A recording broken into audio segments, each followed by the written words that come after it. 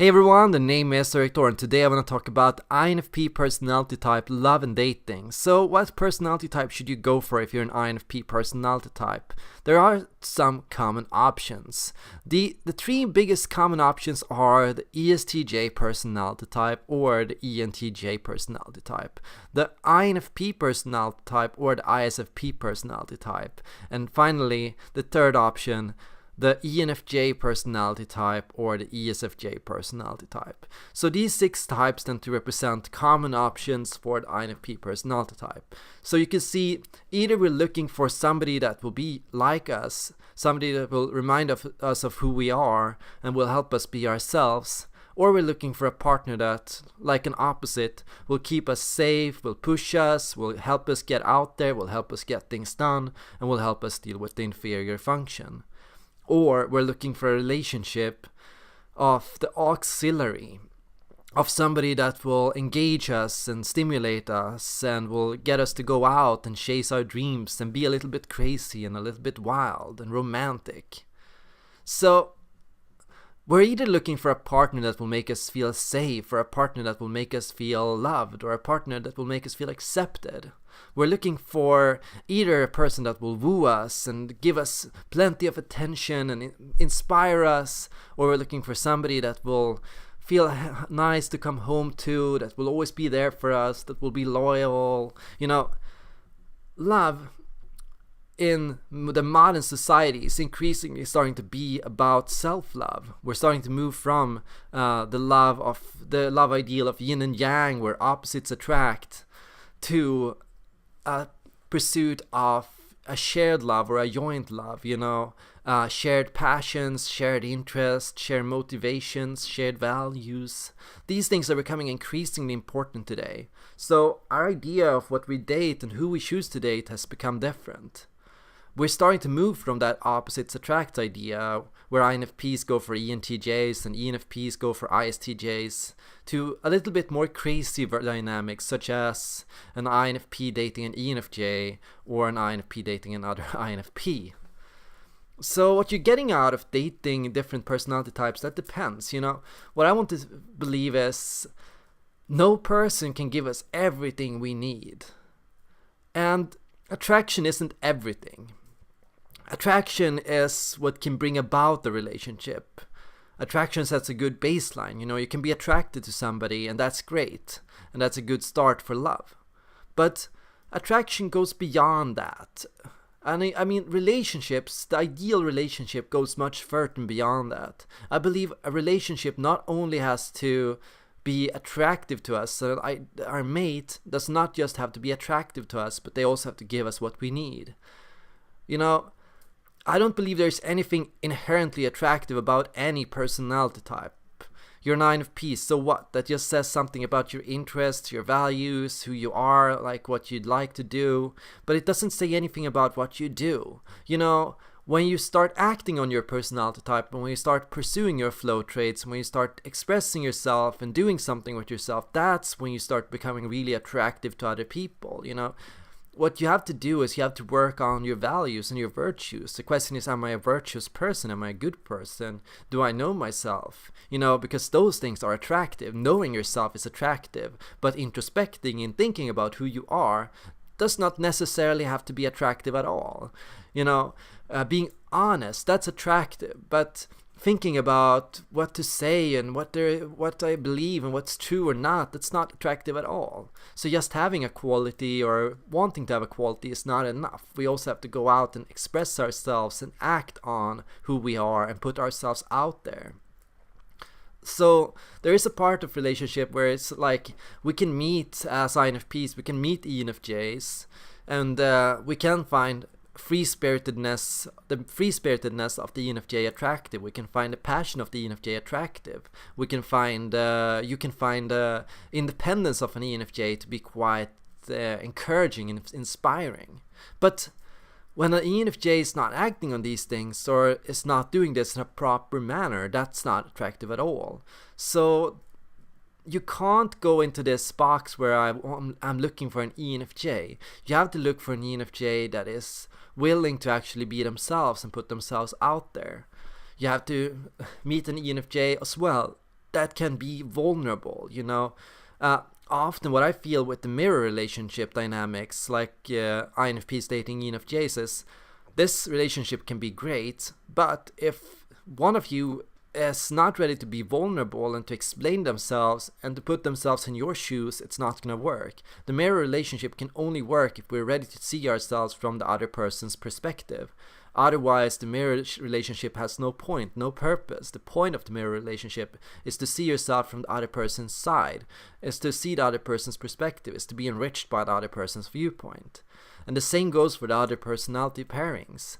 If you date an opposite and you're not ready to trust them and to be loyal and to be connected to them and to push them, it's not going to work out.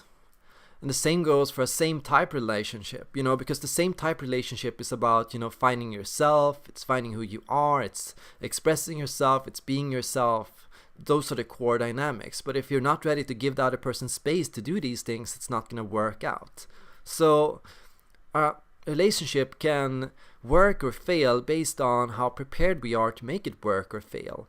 Love is the key ingredient to love, you know. What I mean with this is, if you love somebody and if you do feel attracted to somebody and if you do feel that they are important to you and that you need them to some extent, you can also be prepared to compromise. You can also be prepared to work with them. You can also be prepared to be vulnerable towards them and to express yourself and to share and to be yourself around them. Love makes us do crazy things. You know, I moved I was going to say across the continent, it felt like that, from Sweden to Netherlands for love. And I changed a lot of my life around for love because I felt it was important enough. And before then, I went through life and I never met a girl I felt was that important. I dated a lot of people, but I never felt anybody was important enough to sacrifice anything for them. I was happy with myself, with where I was. I didn't feel I needed to do anything. So now, what I've been gravitating towards is just teaching love, you know, encouraging love, and encouraging people to let love change their life. So what I've been feeling lately is most people have fallen victim to a sort of love clock. And this love clock, it says, well, basically, when you hit your teens, maybe you start dating, but for the most time, you're so self-involved, or you're so focused on yourself, me, I want this, I want that, you know, that often love is no solid framework to work in a long-term manner, you know. We can see our own perspective, but we can't see the other person's viewpoint. And then there is the 18-year-old and beyond phase, you know, when you start looking more at careers and success, and that can make or break relationships as well, you know. You have that phase where you're looking for mastery and to get skills and study, and you're so focused until almost your 30s or 40s on finding success in careers and studies that love tends to be very secondary. Love can work through these phases, but it can be very difficult to maintain it. So what I feel is you get a lot of people who come in their 30s, 40s saying, oh, now I'm ready to settle down.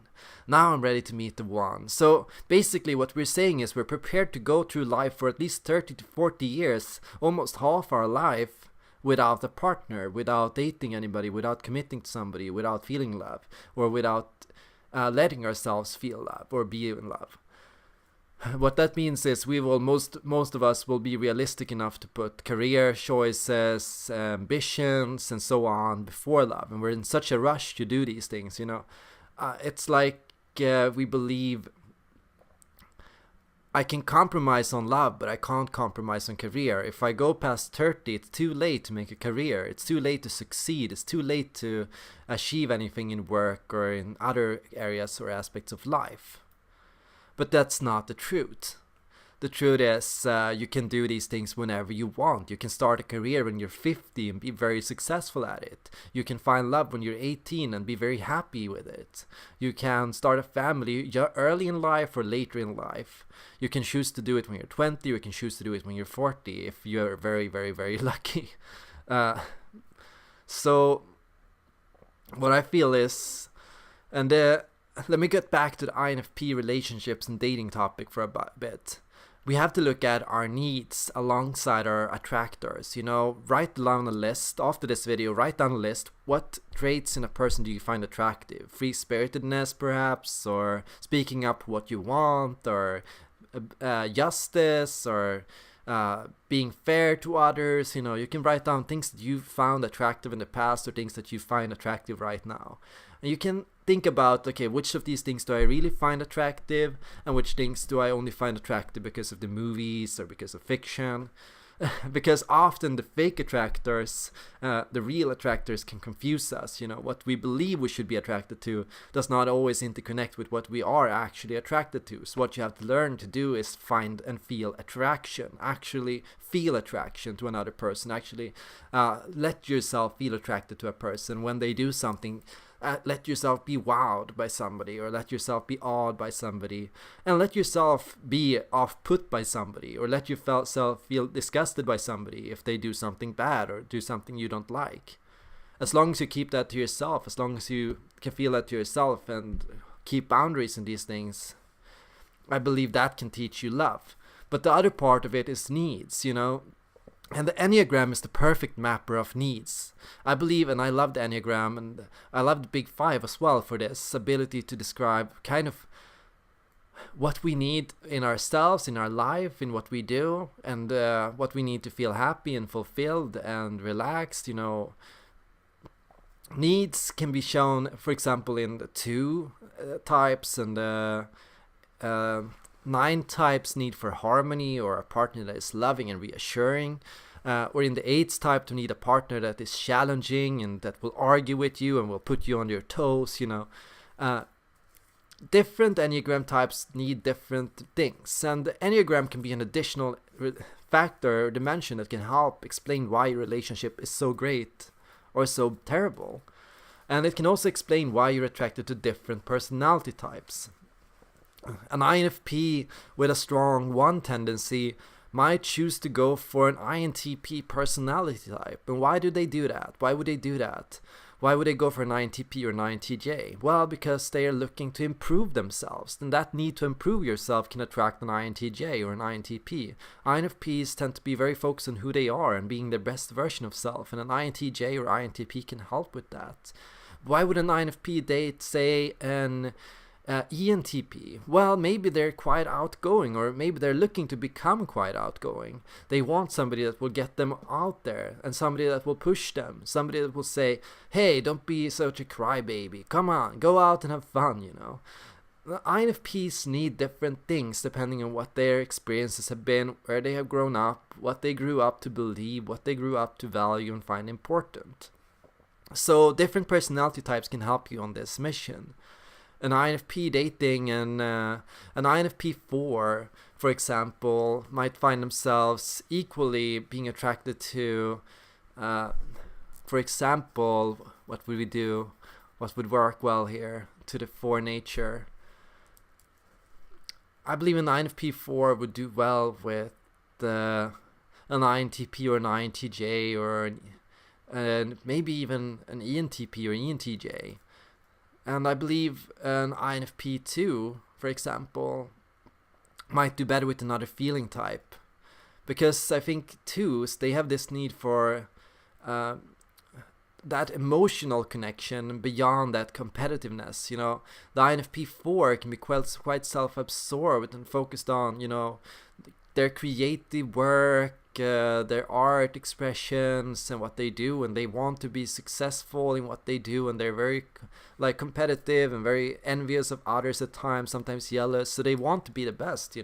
They have that drive to want to be the best in something. But the INFP too, they have that more emotional drive of just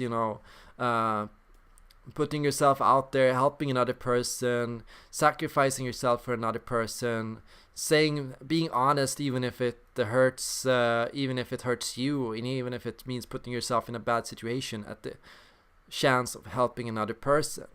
So an INFP 2 might need a feeler more, because a feeler might provide that emotional encouragement. Whenever you do that, it can help you feel that pride. So what you need to do is look at basically your MBTI type alongside your needs. And I have a clock for this, but I can't illustrate it yet.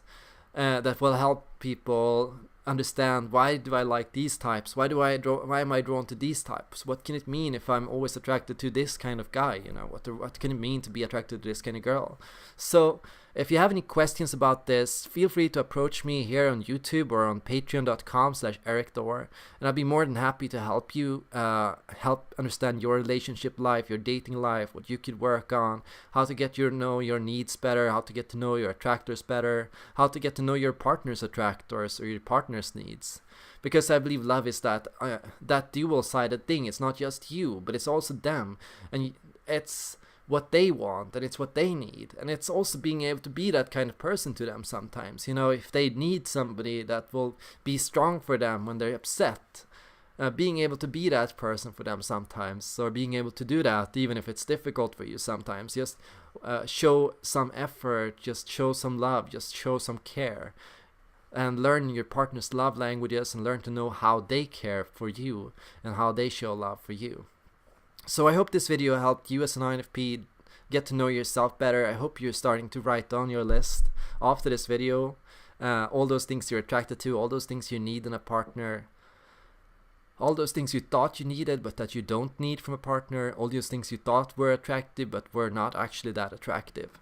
So it's trial and error. Love is trial and error. Love is the most complex mathematics there are. So truly understanding it, that requires you to be very, very in tune with yourself and your own feelings. So I hope things will be alright, and I hope your love and dating life is gonna be all the way up from here, from now on, and that things are gonna get better. Thanks for watching this video, and I hope to see you guys in the next video.